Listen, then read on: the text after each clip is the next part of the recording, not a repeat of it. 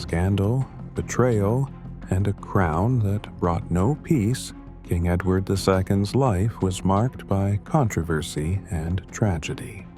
Rumors of forbidden love, political enemies, and a brutal downfall shaped his legacy.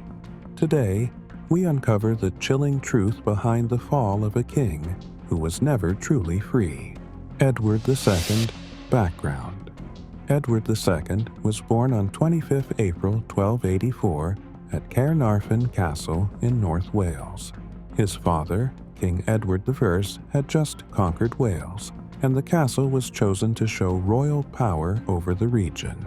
As a child, he was called Edward of Caernarfon. Edward was the fourth son of King Edward I and Queen Eleanor of Castile, but he became the heir after his older brothers died. In 1301, his father gave him the title Prince of Wales and the Earldom of Chester. Edward had a royal upbringing. Dominican friars taught him, and Guy Ferré trained him in riding and military skills. He liked music, especially Welsh instruments like the crowdie, and preferred physical work like rowing and digging, which was strange for a prince.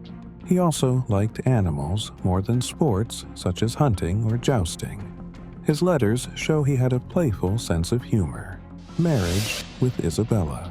In 1308, Edward married Isabella of France, the daughter of King Philip IV. She was just 12 years old. Edward went to France for the wedding, leaving his close friend Piers Gaveston in charge of England. This shocked many people, especially since Gaveston had strong powers and his own version of the royal seal. The marriage was meant to help relations with France and bring wealth. Edward gave homage to Philip IV for his French lands and agreed to a peace treaty signed in 1303. The wedding took place on 25 January 1308 in Boulogne. Isabella received expensive gifts, including a piece of the True Cross. They returned to England in February, where Edward restored Westminster Palace for their coronation. The event was grand, but the crowd broke down a wall, forcing Edward to leave through the back. Edward likely spent little time with Isabella at first. He had mistresses and even an illegitimate son, Adam, born around 1307.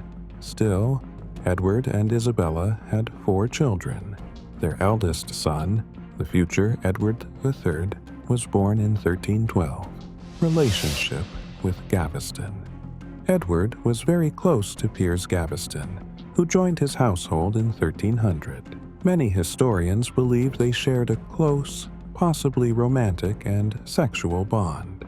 Their relationship went beyond friendship, with Edward showing great favoritism to Gaveston by giving him powerful titles, lands, and influence at court. This closeness sparked rumors of homosexuality, which was scandalous at the time. Their open affection and Gaveston's privileged status angered the nobles who felt Gaveston had too much control over the king and the kingdom. In 1308, Parliament demanded Gaveston's exile due to these controversies. Edward agreed, but secretly sent him to Ireland. In 1309, Edward asked the Pope and the French king to help bring Gaveston back, and they did. But Gaveston insulted powerful barons. He once called the Earl of Warwick a dog. The barons refused to attend Parliament if Gaveston was present. In 1310, Edward had to let a group of 21 nobles, called the Ordainers, reform the government. Edward and Gaveston went to Scotland but failed to win battles. In 1311, the Ordainers forced Edward to accept the ordinances, which limited his power and exiled Gaveston again, this time for good. Still, Edward brought Gaveston back in early 1312. The barons were furious. Gaveston was excommunicated and hunted down. Edward, Isabella, and Gaveston fled, but Gaveston was captured at Scarborough. Though promised safety, he was handed over to the Earl of Warwick and executed on 19th of June 1312. Edward was devastated. Though he wanted revenge, he avoided war. The Earl of Pembroke helped negotiate peace. A treaty offered pardons to Gaveston's killers in exchange for support in the war with Scotland, but leading barons delayed. By October 1313, Edward reached a deal with the barons. Parliament approved new taxes, the Pope lent him £25,000, King Philip gave £33,000, and Edward's Italian banker secured more funds. For the first time, Edward's government had enough money, giving him stronger control. Rift with Isabella. In 1325, Queen Isabella, with her son Prince Edward, went to France with Edward's envoys to make peace with her brother, King Charles IV. The prince completed the deal in September, but Isabella and her son didn't return. By then, she hated Hugh Despenser the Younger, Edward's new favorite advisor and rumored boyfriend. Despenser was ruthless. He had mistreated noble families, even women, and took control of Edward's court. Isabella blamed him for her humiliation during the Scottish Wars and for separating her from her children.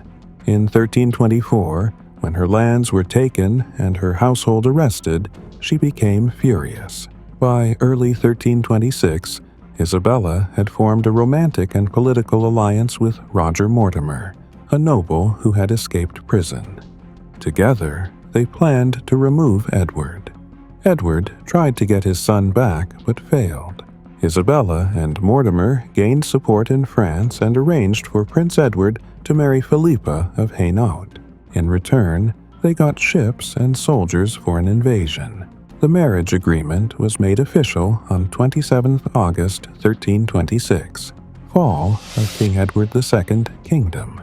On 24 September 1326, Isabella, Mortimer, and Prince Edward landed in England with a small army. No one resisted them. Many nobles and church leaders joined their side. Edward tried to stay in power from the Tower of London, but the city turned against him. On 2 October, he fled with the Despensers. London fell into chaos. Crowds killed royal officials and stormed the tower. Edward fled west, hoping to escape to Ireland, but bad weather stopped him. He hid in Berkeley Castle while Isabella took over. Hugh Despenser was captured and executed. Edward and Despenser the Younger fled again, but were caught on the 16th November. Edward was imprisoned at Kenilworth Castle. Despenser the Younger was publicly tortured and executed. Edward's remaining allies were also killed. Though Edward was still king, the new rulers feared he could regain power.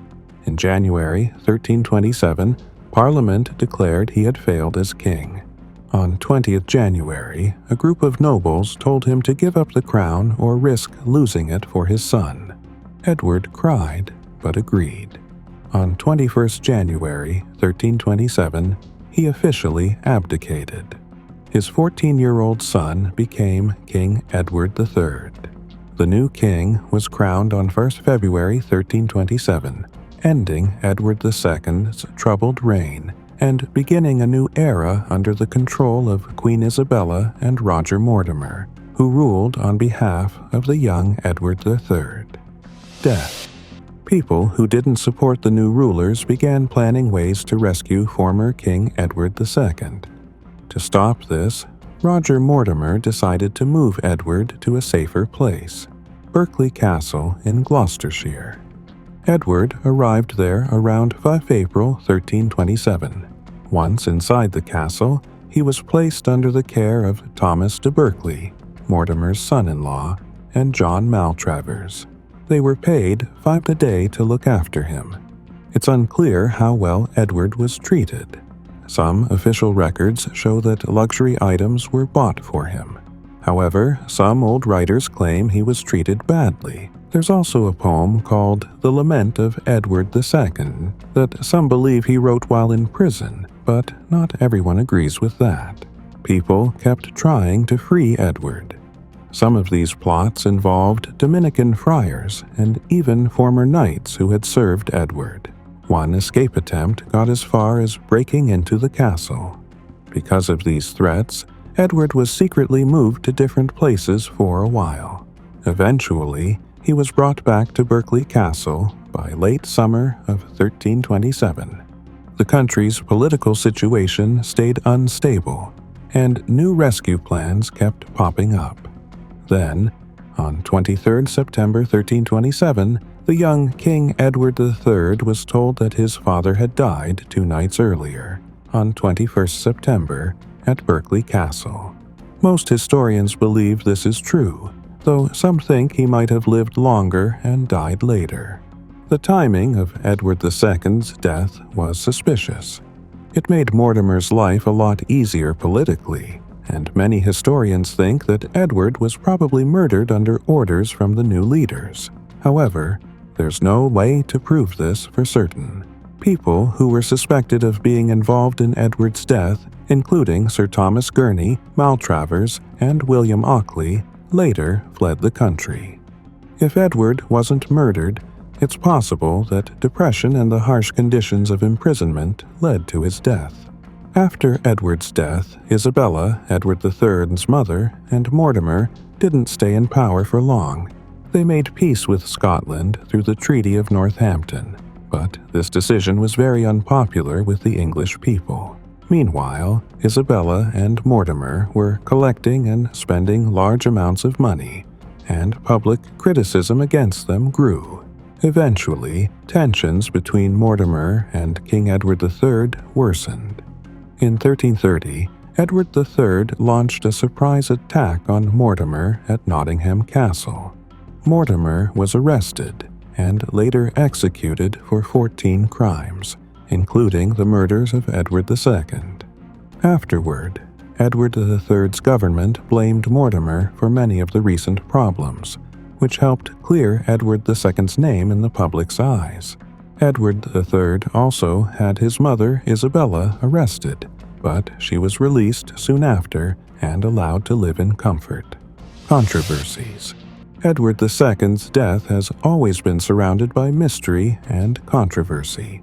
After Roger Mortimer was executed in 1330, rumors started flying that Edward had been murdered at Berkeley Castle. The most shocking version of the story claims that Edward was killed by Queen Isabella and Roger Mortimer, who allegedly had a red-hot poker shoved into his body, supposedly to avoid leaving visible marks. This gruesome tale began spreading in the 1330s and 1340s, especially through dramatic accounts like that of Geoffrey Le Baker. Later, historians often linked this version of the story to Edward's rumored homosexuality. However, most modern historians don't believe this version. They argue that it wouldn't make sense for Edward's captors to kill him in such a brutal and obvious way. But here's where things get even more interesting. Some people believe that Edward didn't die at all in 1327. One of the most famous pieces of evidence is the Fieschi letter, written by an Italian priest named Manuel Fieschi. He claimed that Edward actually escaped from Berkeley Castle with the help of a loyal servant, and later lived in secret as a hermit in the Holy Roman Empire. According to this theory, the body that was buried at Gloucester Cathedral wasn't Edward at all. It was a castle porter who was killed and passed off as the former king to avoid punishment. Supporters of this theory also point to a mysterious man named William the Welshman, who allegedly met Edward III in Antwerp in 1338 and claimed to be Edward II himself. While parts of the Fieschi letter are considered believable, others seem far-fetched. Some historians, like Alison Weir, believe the letter is basically true, and even argue that Queen Isabella wasn't guilty of killing Edward.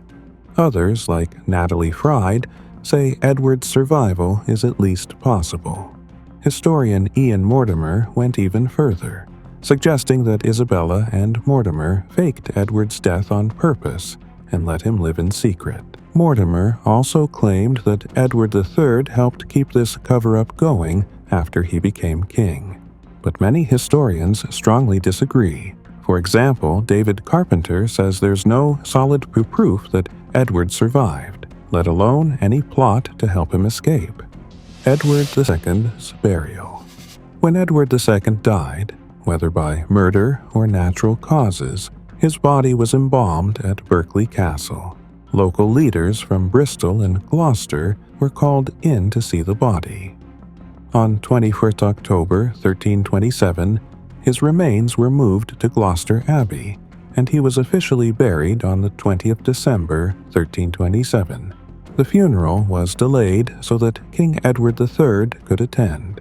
Gloucester Abbey was likely chosen because other abbeys either refused or were forbidden to accept Edward's body, and Gloucester was close to the castle anyway.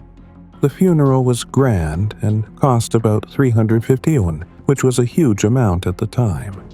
There were gold-painted banners, golden lion decorations, and wooden fences to control the crowd. The government likely wanted to make the funeral look normal to calm the public and support the young king's rule.